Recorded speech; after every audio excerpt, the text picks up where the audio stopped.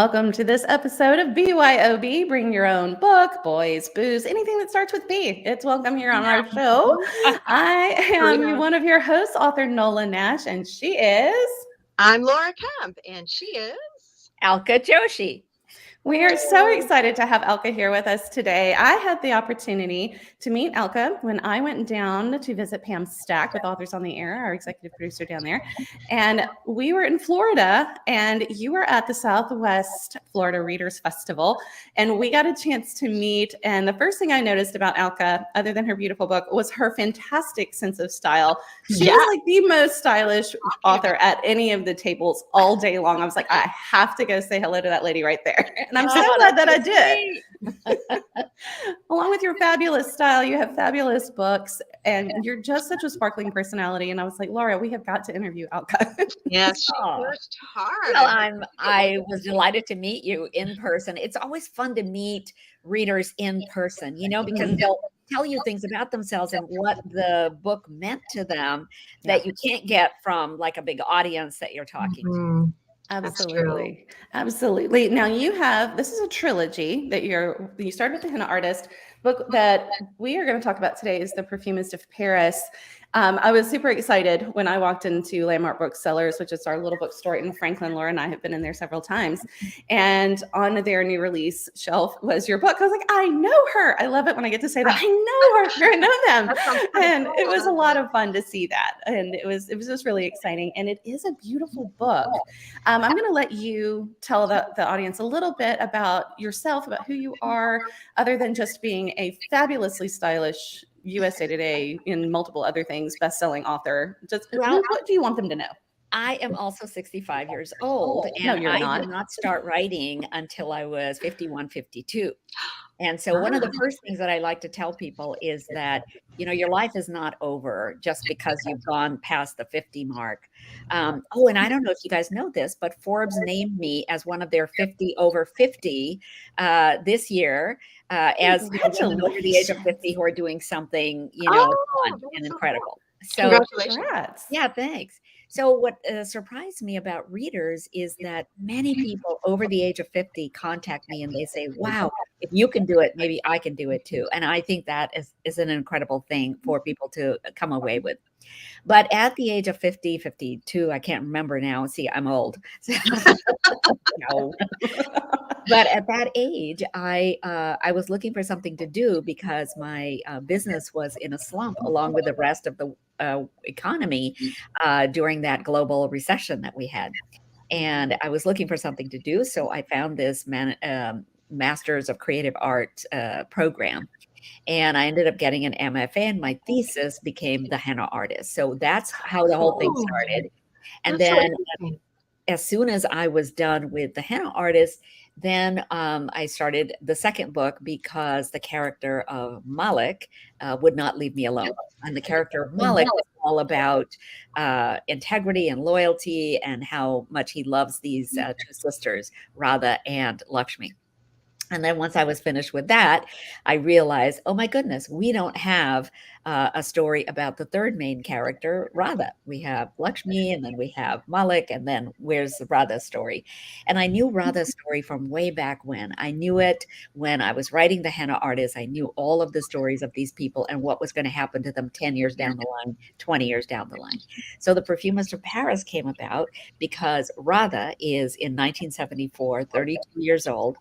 And she is living in Paris with her Parisian husband, and she has two daughters, and she has discovered the world of perfume because, as we all know, France is the perfume capital of the world. And what better place for her to find that career than France? So she is on the cusp of having her very first assignment, her solo assignment of developing a perfume. And she needs Lakshmi's help, her older sister's help, to figure out what she is missing in the formula that she has created. At the same time, the boy that she gave up for adoption in The Henna Artist when she was only 14 years old has come looking for her in Paris. So this is a story about unification, but it's also a story about this resolution of ideas and people and things that have happened in your past that you need to come to terms with. And I think that's exactly what happens to Radha in this particular story. And I don't want to give anything away. And it's towards the beginning of the book that we find out about this little boy, about her son. And I love what you did with this, because so many books have been written about the mother who's hoping the child will find her, or the child, looking for the mom. And this is a big, wonderful thing. But I love that you made it a little different.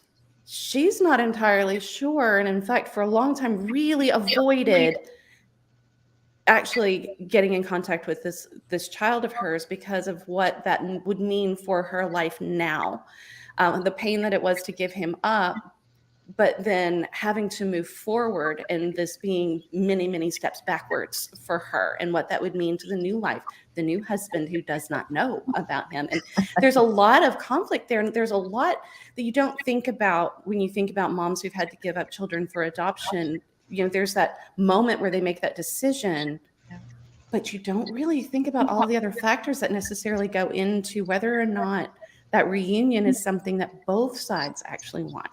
Yes. And it was a very interesting take on that for me. I really enjoyed being able to see that internal conflict from that perspective. Well, what happened is, once again, my readers give me insights that I had not even anticipated. As soon as The Henna Artist was published, all these readers would come up to me at conferences. They would come up to me, at various readings at bookstores and so on. And what they were saying is, here's my adoption story. You wrote about Radha and her having to give up this child. But the same thing happened in my life when I was 15, when I was 14. This is something that I had to do. So, it became sort of something I expected. Every single event that I went to, a woman had a story. One woman told me that she never wanted her child to find her. Never. It was just too painful. Another adoptee told me that, he never wanted to find his birth mother.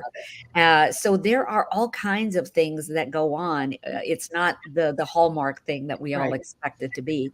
I had another set of people who were adoptive parents who had taken in a child, and they told me about the anxiety they have that once their adoptee goes and finds, their birth parents, that somehow they're going to love them more. They're not going to need the adoptive parents any longer. And one of the things I wanted to make sure is I did treat this subject sensitively. I don't have any adoptions in my family, and I never had to give a child up for adoption.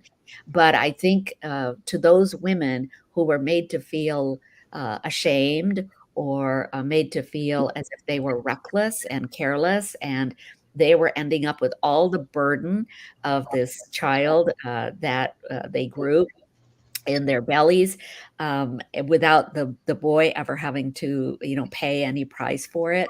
I think that we owe those women a sensitive, regard.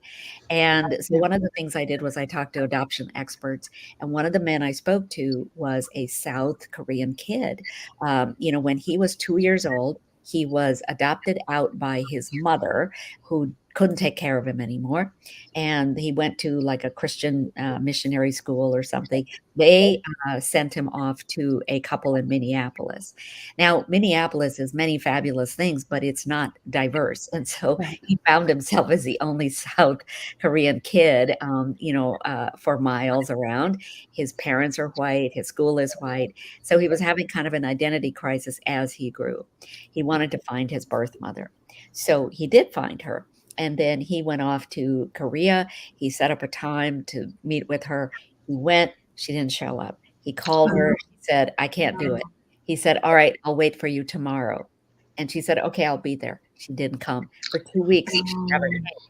And it was heartbreaking for him, but he also understood.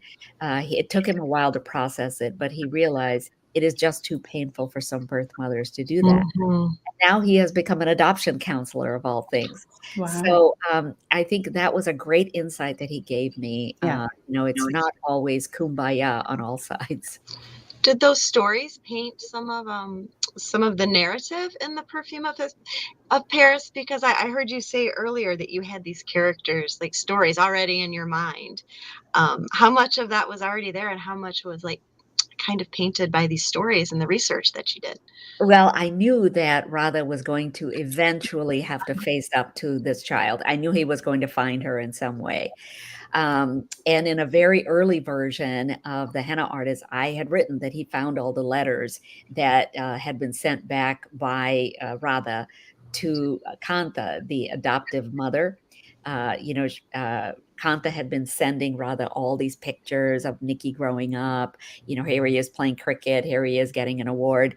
And Radha would never open those letters. She would return them unopened. So it left the boy wondering, hey, why is this woman sending back letters that my mother is writing? And all of these letters have my pictures in them. What's that all about? So I knew that big chunk already. And then I knew the chunk about Radha having fallen in love with this Parisian and going to Paris and then having these two girls. I had even named these two girls like 10 years ago.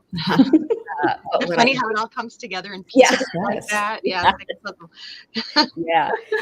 And by the way, I also knew she was going to be in perfumery because she was so good at mixing henna paste for Lakshmi. She was good at mixing the paint for the old man in the village. She's just really good at knowing how different ingredients interact with one another to create something beautiful. So why not perfume? So I knew that too.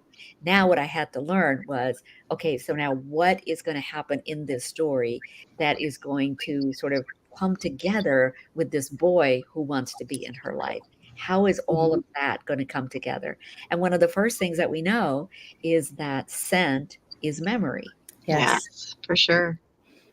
I loved that aspect of it. And I knew that there would be so much tied to that. And I started thinking about the same things. Like every time there's been something memorable that's happened to you, you're transported back by scent, sometimes just unwittingly. You'll smell something, go, oh my God, that smells like my grandmother's soap, or that smells like this or that or the other.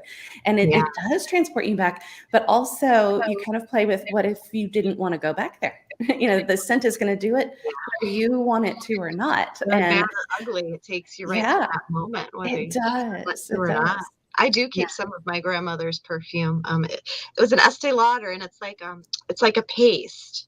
She would like put on, and then she would dab. It's not like a spray; it's a paste. But I keep it. I have one like that. It's a honeysuckle. It's older. Really? I've never heard of such a thing. Yeah, it comes in it's like a little flat container thing, and you just rub your finger on it, and then you dab it wherever you want. It's like a paste, or it's not even a gel, because it's thicker than that.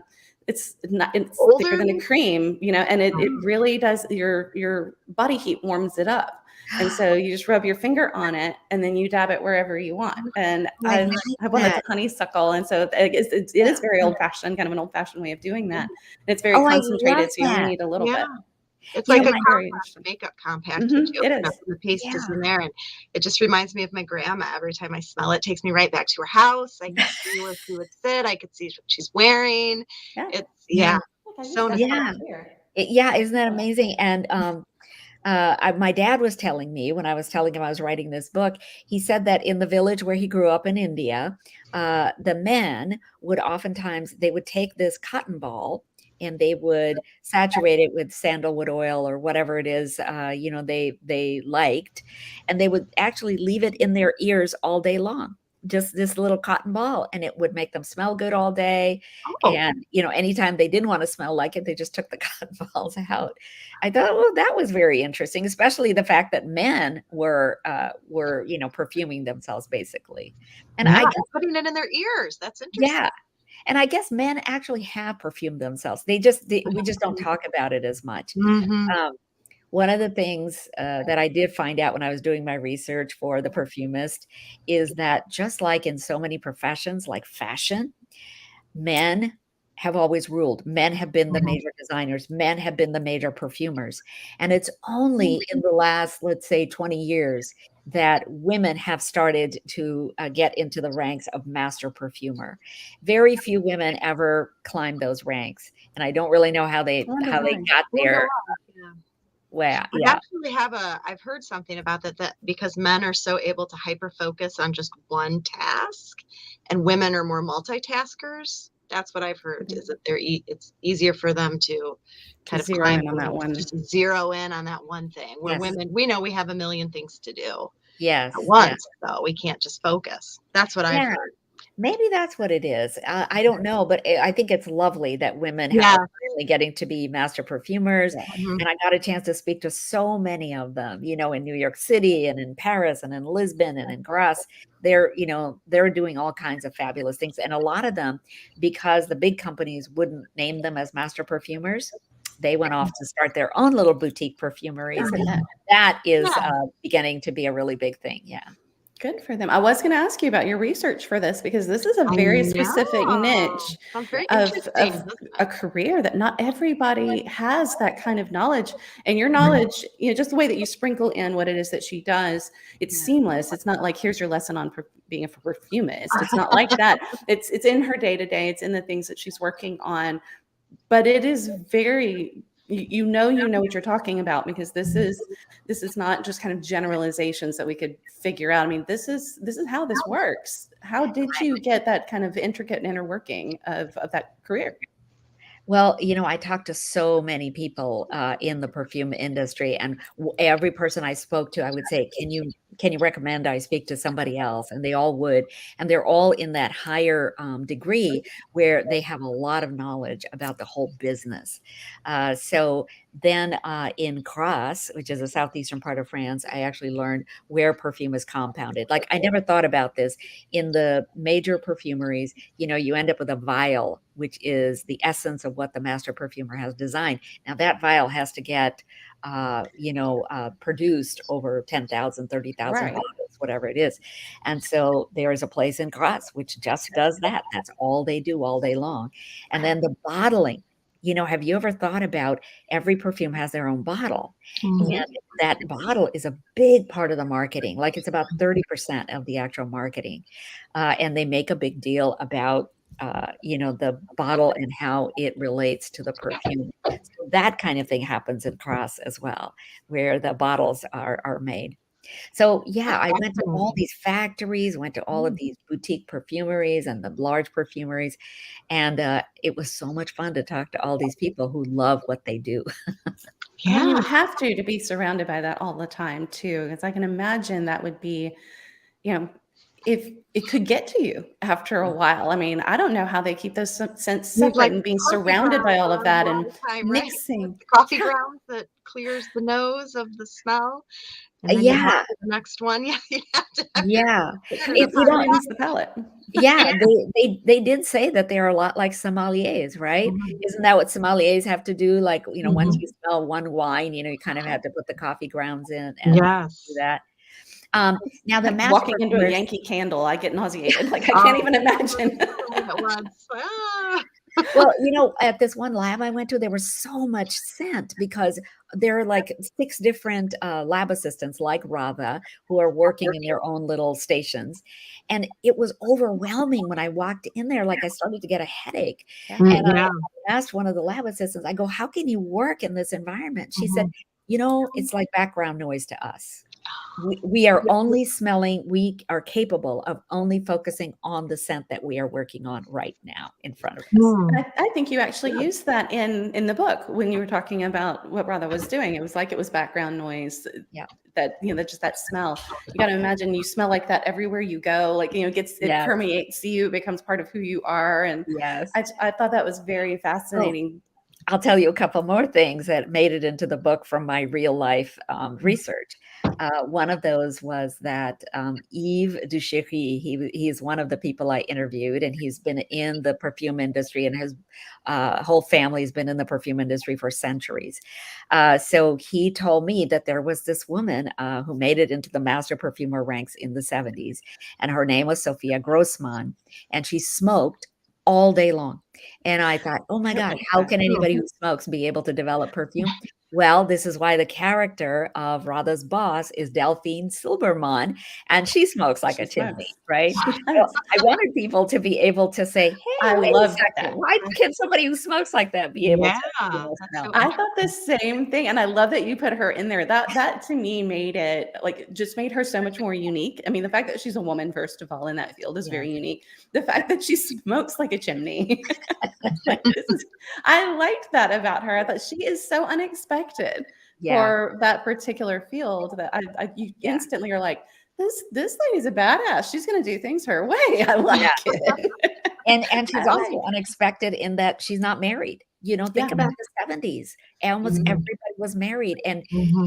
either they were aspiring towards marriage, or they were, kind of thinking about marriage, or they were already married. It was a lot Mhm. of that. Not her. You've got some beautiful scenery to play with, and settings, and just rich, exotic from Paris to India. How how was that for you as far as like researching that? Did you go to those? I know India. I know that you've got a lot of background with that, as of Yeah, course, but and Paris, you were researching the perfumery. yeah. Was it? Were you kind of walking around going, I need to absorb this because this has to go in the book, like different places that you went? Or, I mean, Yep. it is stunning. You imagine that the book must smell good because, in your head, you're thinking, I can smell all of these things because you describe it I so know. well. It's like, I this book know. actually smells good. Like in my head, I'm making this book smell good. And like my You know, I imagination, it smells I great. actually wanted my It looks beautiful. publisher I wanted my publisher to put, remember those magazines where they used to put the Yes, You script looked in it them? up. I correct. know, and I said, I "Can we love do it. that with this book?" They said, "They've tightened those laws up, and you can't do Oh, that in magazines anymore that's a Oh, or books." what a But great wouldn't that have been wonderful? that Wow. would have been idea. fun. You needed a scratch and sniff cover or something. I know. Exactly. Oh my God. Yeah. So I went to all these places, and one of the things I tell you I did is I found an apartment on Airbnb that was just like the apartment I had imagined Radha and Pierre living in. Okay, and so I get that apartment. When I get to Paris, I am in the apartment. I'm writing, and I stayed there for like 2 weeks. And every single day, I would walk down those stone stairs to the first floor. It was a fourth floor walk up. And Wow. I would go out, I would take a right and then another right, and I would go to the boulangerie. I would get my, bagel or Shortbread. my croissant. And then I knew how far I would have to go. I walked to the international school. So these are all places that Radha is going. And it's important for me as a writer to know, how long does it take to get from one Mhm. place to another? Yeah, Am I being realistic? Mhm. Because I tell you, those readers will let you know. Oh, they they will. will. Jump on Yes, your they path, will. won't they? Yeah. They absolutely will. And Lisa is joining us. Hello, Lisa. Thank you for joining us live here Lisa. Hi, Lisa. today.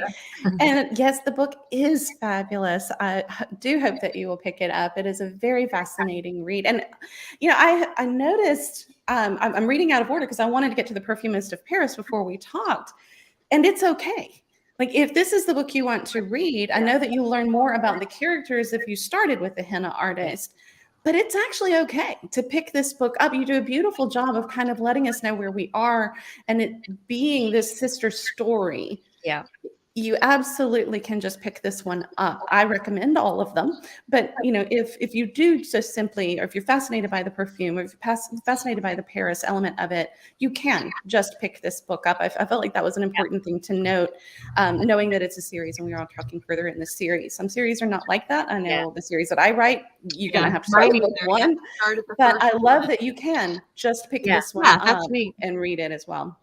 Yeah, no, I designed all of these to be standalones. So, Mhm. so you could just pick one of them up, because I think that when you're reading a series and you feel like you missed something, you feel like, oh my God, I have to go all the way back to number Right. one. Mhm. But I think it's more fun when you could do it as a standalone, and then it's Mhm. kind of a treat when you Yeah. go back Yes. and you go, oh, that is what I learned. That's the background to what I just learned. Mhm. Mhm. Yeah, and I do love that about this one. I wanted to make sure that was very clear to folks because I don't want anybody to kind of go, oh, well, I have to back up. Yeah. But The Henna Artist, of course, award-winning book, and that was kind of the one that started it all. So make sure you grab all of Alka's books; they're fantastic. Talk to us about Netflix Yeah, project. What have you got coming up with Netflix. that?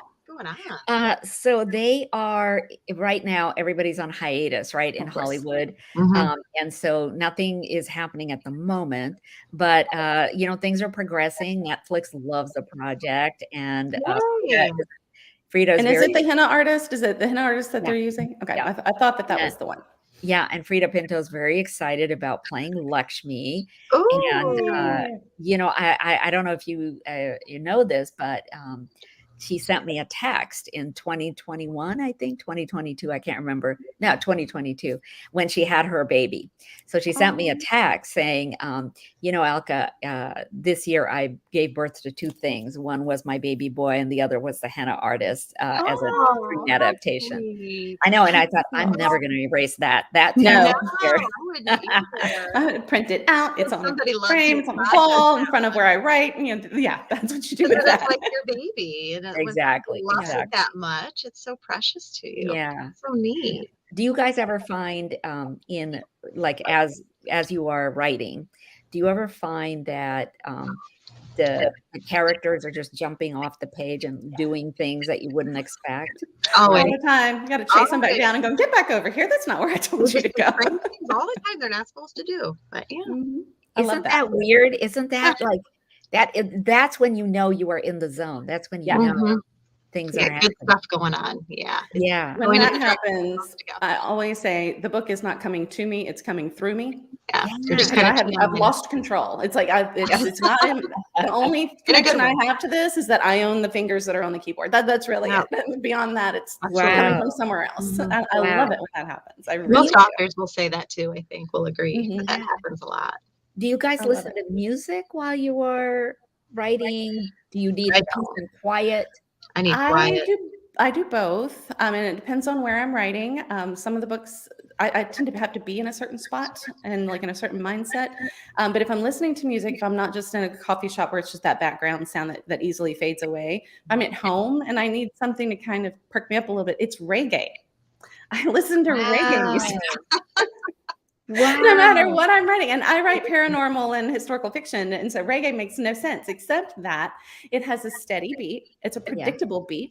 Yeah. And I can't really understand the words enough for them Yeah. to really get in my head and slow me down. And Okay. so it's just So does kind of that like, and I'm background working, and I'm writing. And so Oh, okay. And that's why. that's your background noise, That's basically. my background try noise. I reggae. put on some Bob Marley and I'm good to go. I love Bob Marley. Maybe I'll try that next. I don't work with Wow. anything. It has to be quiet. I have earphones actually that I wear. Well, I get in my own I can head hear if my it's kids too or my quiet. dogs or anything. If it's Well- too quiet, I get in my own head and I can't. I Yeah. start second guessing. I start over editing. It's like I'm not just Mhm. actually writing at that point. Yeah. So if I put something on, if I find myself doing that, then I'll put the reggae music on and it's like, all right, now I got a rhythm. I can Yeah. go. Sometimes like I'm writing a scene and I will, just keep going over every line. Okay, is that a word I want? I'm plucking this out. I'm putting this in. I'm plucking this out. And I'm like, Alka, go forward. Because if you Yeah. just get stuck here, you're It's easy to not fiddle and going to fiddle get with the rest them. of the story. I can get stuck like that. Mhm. Yeah, I do. and too. that's I what fiddle a lot. that's what reggae does for me. It keeps me from doing that.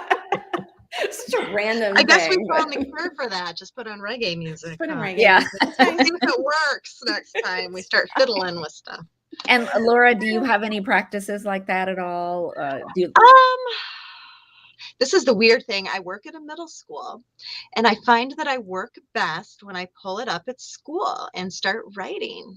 And I have kids coming in, bugging me, kind of activity around me, but for some reason, it kind of pushes me forward because I have to write.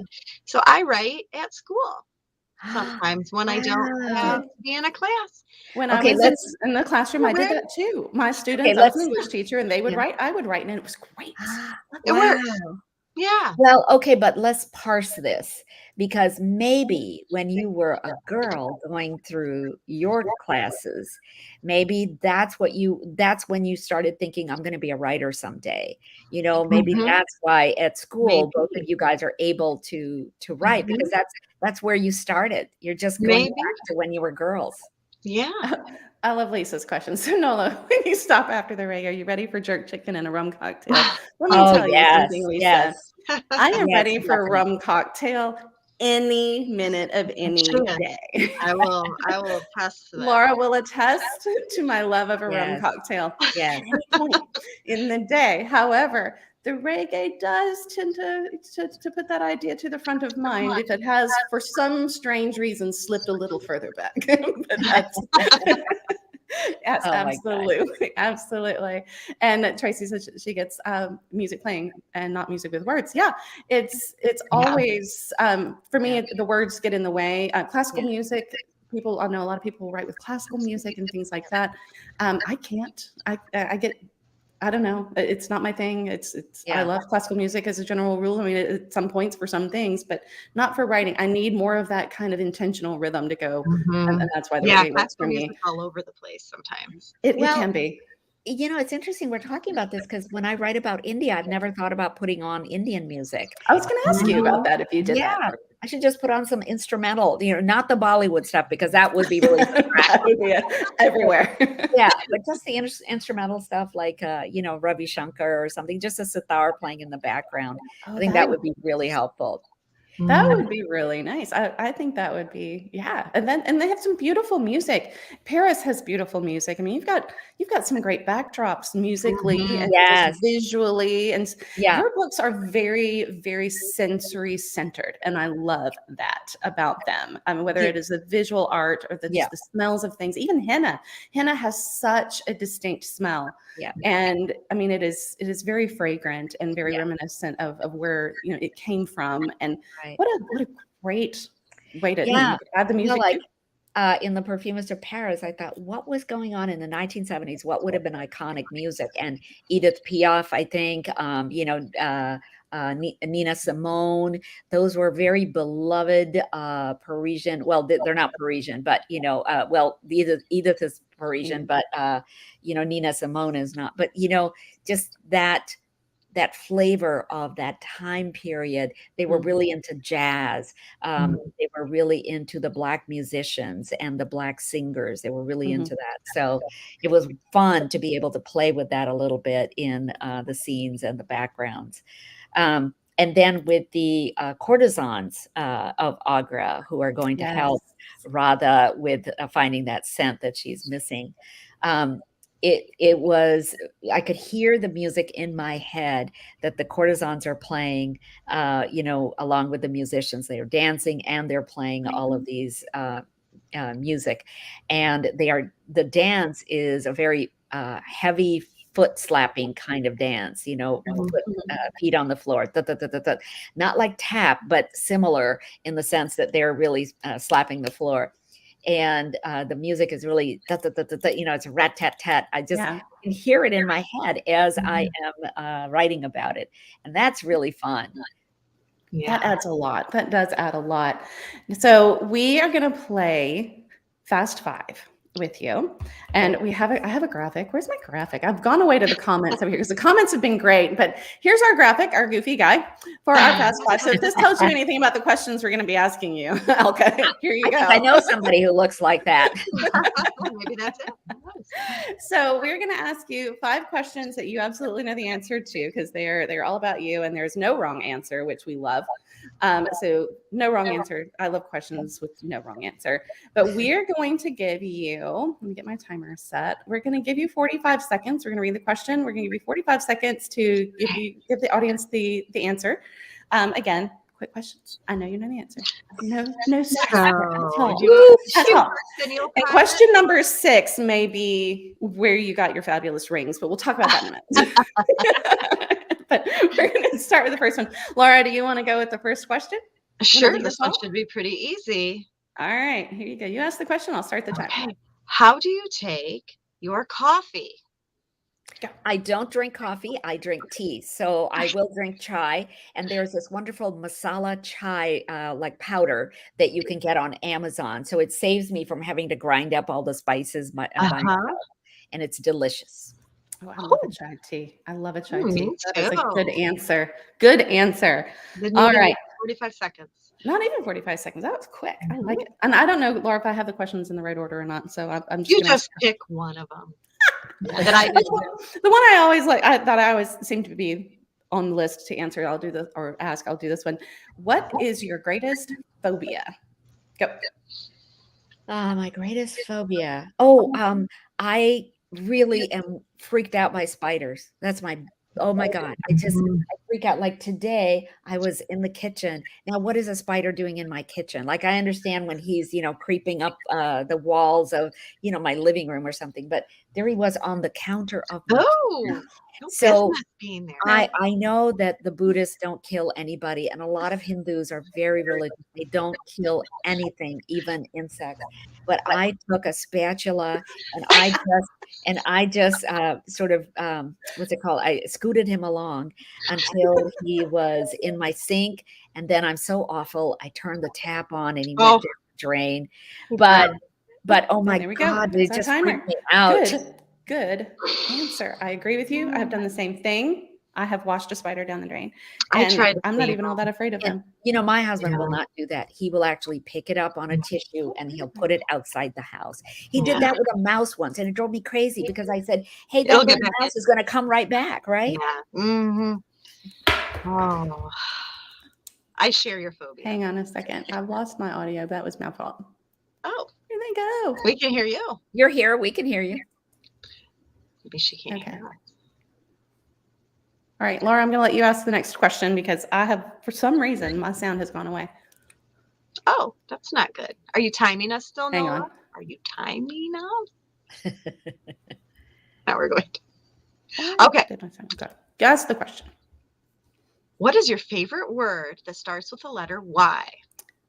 Go. The one that came to me right away is yes, because you have to say yes to every opportunity that comes along. It doesn't matter what it is. You just say yes. And if you say yes, you open yourself up to all these possibilities, all these things that could happen. I think that's the thing that's happened to me in this new career. Definitely, somebody says, "Hey, we'd like you to MC this fundraiser we're doing." Yes, I'll do that. Hey, we'd like you to Zoom in with 3 people. This is all we have in our book club. 3 people. I'll say yes. And I think that really helps, first of all, build my audience. One person will tell another person, will tell 3 more people, whatever. Mhm. But it also gives me practice, right? Like I can talk to so many people. I'm never nervous now. I can speak to a crowd of 1,000 and I'm never nervous. Oh, I love that. I'm going to remember that forever. Thank you. Hey, Yeah, You're welcome. that's the best answer. Y'all keep Isn't talking there- amongst yourselves for a minute. I think that there is some TED Talk guy who said he did a year of Let's do this again. yeses, and he just Oh. did like wild things. Like somebody would say, return this hot dog to the hot dog stand guy, and he would just say, "Excuse me, sir, but will you please take this hot dog back?" And the guy would be like, "No, not at all." But he would say yes to whatever challenge people put to him. I love that. Nola, can you hear us now? Nola? Can you hear us, Noah? No? She's gone. Okay, then just ask a question. All right, I'll ask you the next question. Okay. What is your dream vacation? I'll tell My you. dream vacation is I know this is going to sound really boring, but my dream vacation is to stay at home and go to the beach, because we have this wonderful waterway right here called the Monterey Bay, Yeah. and we have otters and whales and seals, and I could just sit out there with a book and have that rum cocktail that we talked about There we earlier. go. Yes. Always have a rum It's cocktail. very relaxing. I find this area very conducive to writing. Yeah. It is quiet and it It's is so got a mood. natural. I love a beach vacation. I do. Monterey Beach is beautiful too. Oh, there's time. I had to do that too. Last question, Nola. You're up. Okay. Which ones have we done? Well, What that's is dream vacation? Did we just? The vacation, the letter Y, and coffee. So there's only So one. this one, Alka, you should probably have some background in. This one is, what is your favorite perfume? Okay. Long time ago, I think when I was first starting to write The Henna Artist, I met a woman who was a boutique perfumer. And I said, hey, you know what? You're talking about all this perfume when in your writing, because she was in my creative writing class. I said, what do you charge? Like, how much do you charge for this? And she said, well, if you'll read my draft of my book, I will create a perfume for you. Wow. So it was a great trade because I feel like we both got stuff out of Mhm. it. And it is, she asked me, what are the scents you like? So it has sandalwood, cardamom, a little bit of rose, and a little bit of patchouli. And it's really, really good. And I still have it. All I have to do is dab a little bit and I'm good for the rest of the day. Oh, I love all of those things. I bet that is amazing. I bet it smells very warm. Is it kind of a warm scent? Yeah. Yeah. Yeah. I think it's very comforting. It's a very comforting, warm scent. That sounds amazing. That sounds amazing. Alka, I am so glad that we have gotten to catch up and to spend this time with you. And I want other people to be able to find you and to just really and truly get to know who you are as a person, as an author. Make sure that you guys pick up Alka's books. But Alka, and yes, the yes answer for the letter Y. Thank you, somebody, for putting that in the comments, since my audio dropped out there for a second. I'm going to have to go back and listen to this portion of the podcast myself so I can hear Alka's answers to that. But yes, that would a great one. Say yes. Absolutely say yes. I want you guys to check out Alka everywhere that she is. I'll absolutely pick up the books. Come on. But you guys have been sitting here with us for 40 minutes and you've gotten to just the tip of the iceberg of all that is Alka Joshi. And so, Alka, where can they find you? I know I follow you on Instagram. Yeah. Where all can they find you? I'm everywhere. I'm on Twitter. I'm on Facebook. I am, let's see, you said Instagram. I have my own site, alkajoshi.com. My name is really small for an Indian person. My name is really small. So it's easier to remember. I never thought I would say this to people. My name is actually a very easy Indian name. But yeah, I am, you can pretty much find me. And one of the things I do, this is not a secret, but I tell every audience that in the back of the book, there is always an acknowledgement section. And that is where we authors, as you know, acknowledge everybody who helped us. We thank. And at the very last sentence, I say, if you want to get a hold of me, here is my email. Here is my, I don't give them my address, but I say, here's my email. Here's my website. So if you want to contact me, if you want me to Zoom in with you, you can always find me. And I wanted to do that because, when I was just a reader and not a writer, I would write to authors all the time, like, oh my God, I loved your book. This is what it meant to me. This is a period in my life where, I think I really needed to read it. And I never heard back from anybody. Ever, because I've done that too and never heard back, and it's like, Me oh, too. Man. I don't want to be that author. I don't want to be that author. I want to be the one that actually answers. Want to say yes. Exactly. Yes. Oh, well, hey, I love that. Nola and Laura, thank you so much for this time. I love your 5 questions. I love that. I love that. Fab 5. I love it. And also the questions were really good. So I appreciate that too. But yeah, thank you so much for talking. Thank you. Wonderful to know you. Absolutely wonderful to know you. And thank you so much for joining us today. And I hope that the viewers, this was a live show, but it is posted everywhere. There will be replays. So please take a look at the replays, kind of sit with Alka for a little while and enjoy just this magical, wonderful, beautiful world that she has created in her series. Make sure you pick up one of them and know that you can pick up any of them that strike your fancy and read them in the order that you want. And try some of the recipes in the back because they are delicious and they are my mother's recipes. So I'm looking forward to trying that too. Oh my gosh. Well, Alka, thank you so much for joining us. This has been a copywritten podcast of Authors on the Air Global Radio Network, and we look forward to seeing you next time on BYOB. Thanks for joining us.